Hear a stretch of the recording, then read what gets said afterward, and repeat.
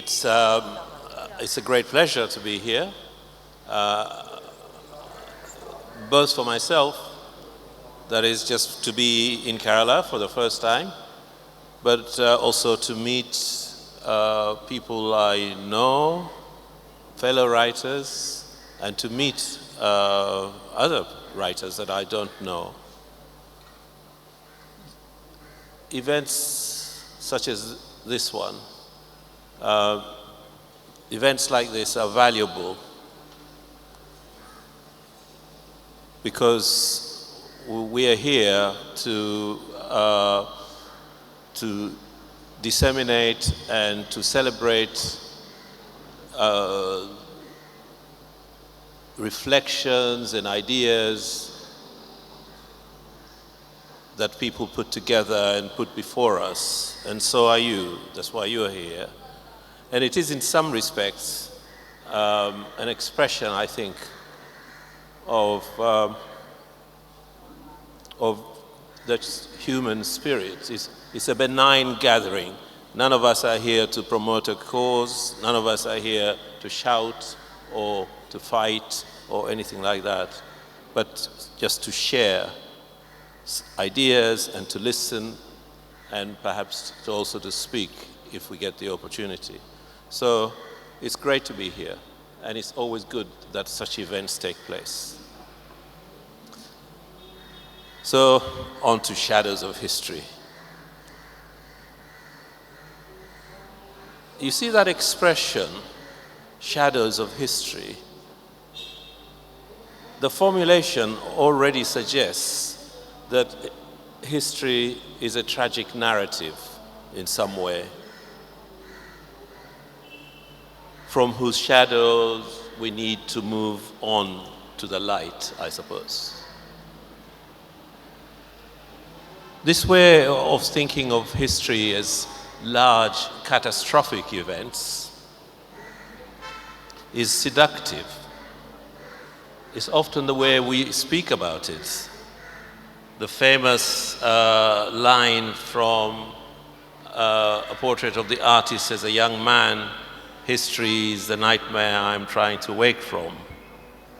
Or other expressions of history is something that binds us, that somehow oppresses us, that's something we have to shake off, a burden. But history is also a steady and continuous series of small moments and achievements that carry on all the time, that have carried on all the time, and will continue, no doubt. Okay, but we can't also ignore this other notion, this other idea of thinking about history as a moment of disruption.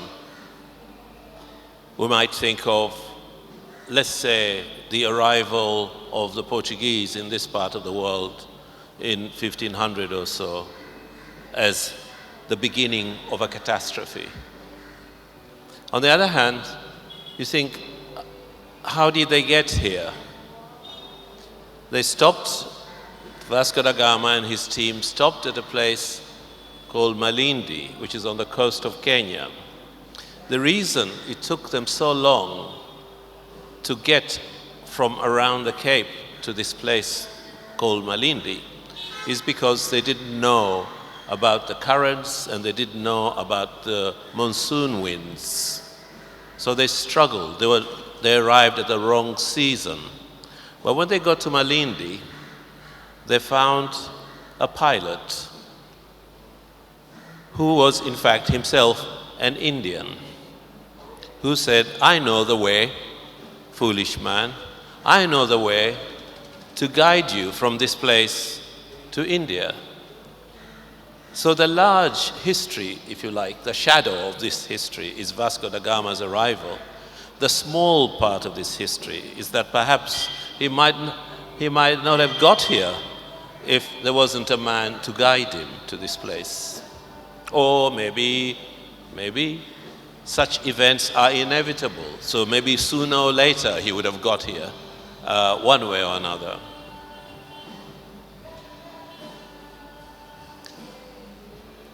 You hear that? There's competition. So, are events that we think of as history, are these events inevitable? They would have happened anyway, or are they avoidable? Could they have been avoidable? I think I've provoked them. They're trying even harder now. So, well, I don't know if we can answer that question about whether they're avoidable or whether they're not. But in any case, it's an issue, it's a thought that once events have happened, as if we assume that they would have happened anyway. But maybe that's not always the case. I began by saying that when we use a phrase like shadows of history, we assume that history is a tragic narrative. And we put alongside it the second half of what is in fact the title of my talk and the title of this festival, which is Lights of the Future. Incidentally, if you look at least in the version of it that I got, if you look at that, there's a semicolon between Shadows of History and Lights of the Future.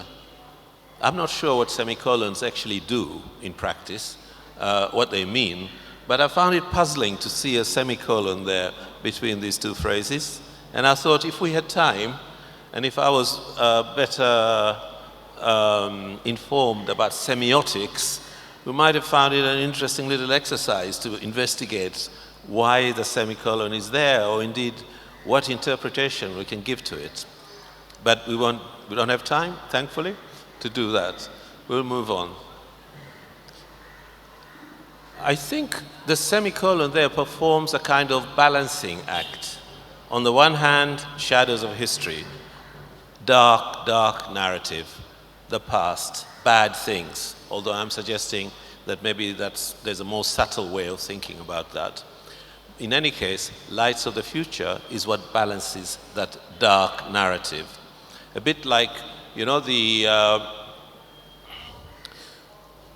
idea of the world in the classical, by which I mean, say, the Greek geography, is that the world is, of course, flat, and the top of it, or one end of it, is this huge landmass, as it seemed to them, of Europe and Asia.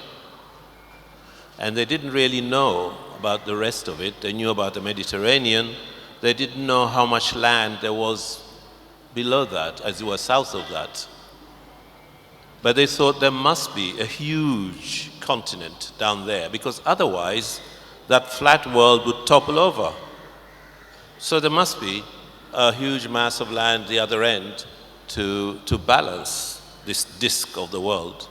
And so, in a sense, Lights of the Future is performing this sort of function. So there's Shadows of History on the one hand, and counterpoised by Lights of the Future, like that Ptolemaic conception of a world which would otherwise spin out of control.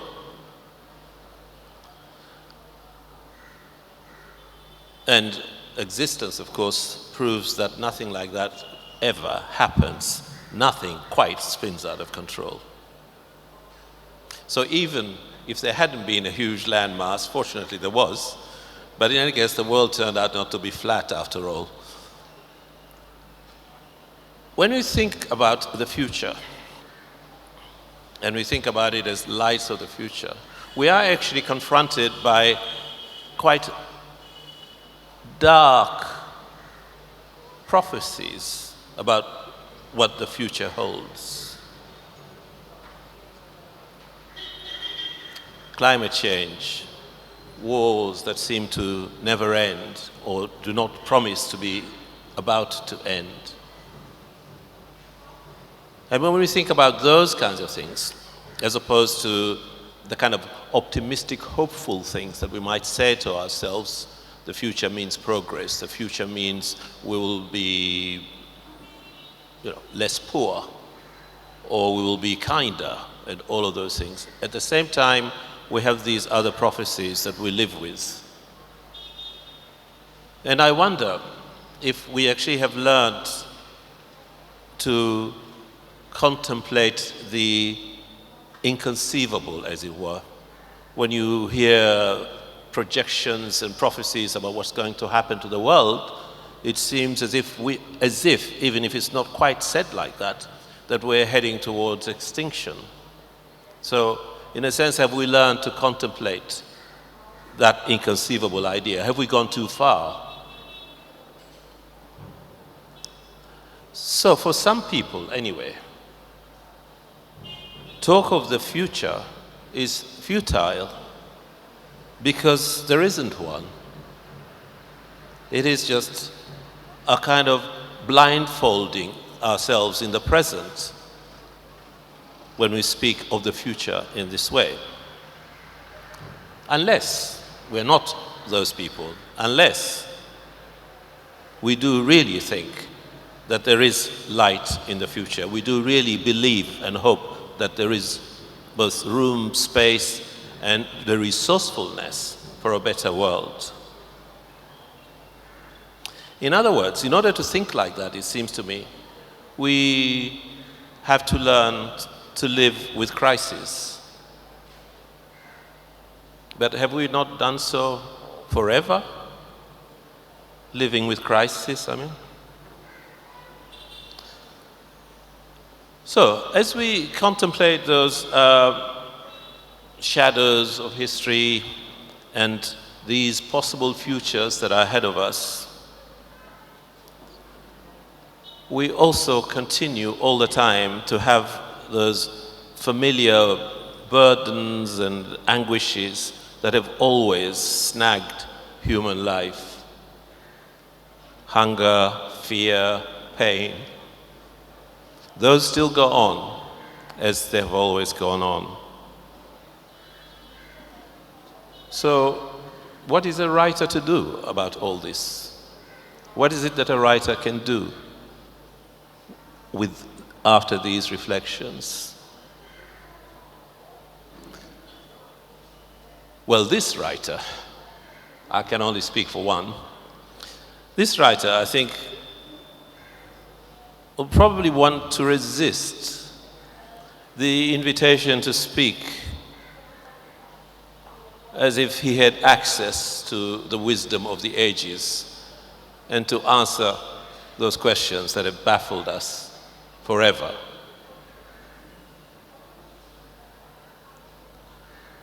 So maybe we go back to talking about lives, about coping with some of these old snags that I've just mentioned.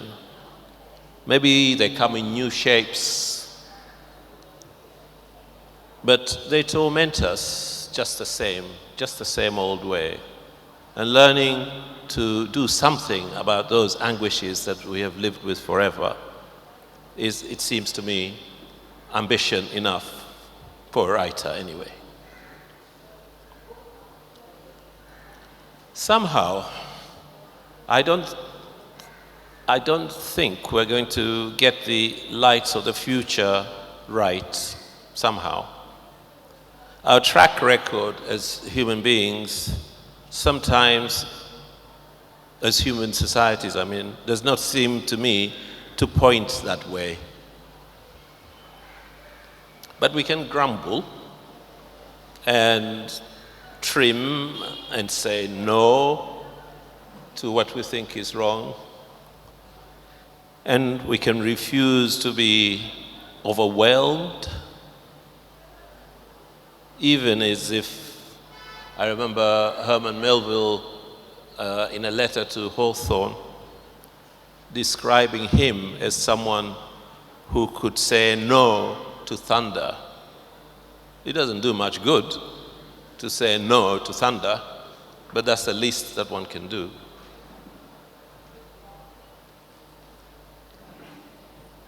So these are my thoughts history is not a dark narrative, but there are very, very many dark moments in it. But we have to also see that the struggle to be human is a continuous one. And not only has it been going on, but it will go on, because that's how we are. When you look at examples of our contemporary struggles, our contemporary crises, I mean, in addition to the crisis of the global one of climate change, or the global one in another respect of human movements, of migrations, and therefore the phenomenon of refugees and asylum seekers and poverty. When you look at that and what we're capable of doing, it isn't enough in either case, but it continues nonetheless. And what is there to celebrate in all of this is the ability of all of those people whose lives are put at risk because of war, because their cities are being bombed, or their families are being broken up, or they are not able to provide for themselves for one reason or another. All of them, almost all of them, when they have an opportunity, when hospitality is extended to them, either by countries or by people, all of them are able to retrieve something of their lives and even perhaps to succeed. So all of this is what I think is, to me, is the most meaningful aspect of the light of the future, that we're able to be resourceful and continue to be hospitable and generous to each other. Thank you very much.